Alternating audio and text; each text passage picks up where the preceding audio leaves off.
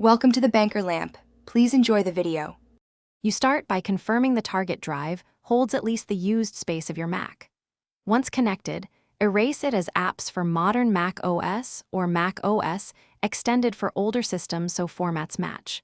Open Disk Utility from the Utilities menu. Make sure you select View Right Arrow Show All Devices.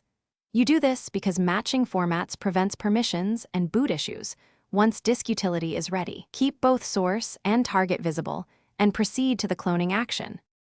You now perform the core clone. Select the target volume first because Disk Utility will overwrite it. Then choose Edit Right Arrow Restore and pick your Mac's internal volume as the source. Confirm the operation and press Start.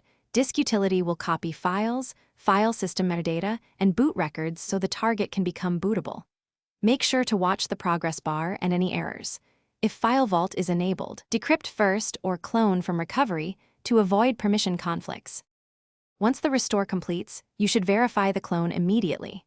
Eject and restart while holding Option, then select the clone drive to ensure it boots.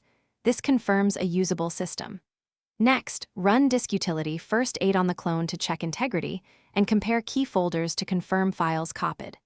If something went wrong, retry after reformatting the target, replace cables or USB hub, or consider Carbon Copy Cloner for stubborn cases. This helps isolate hardware versus. Thanks for watching. If this was helpful, leave a like and consider subscribing. See you next time.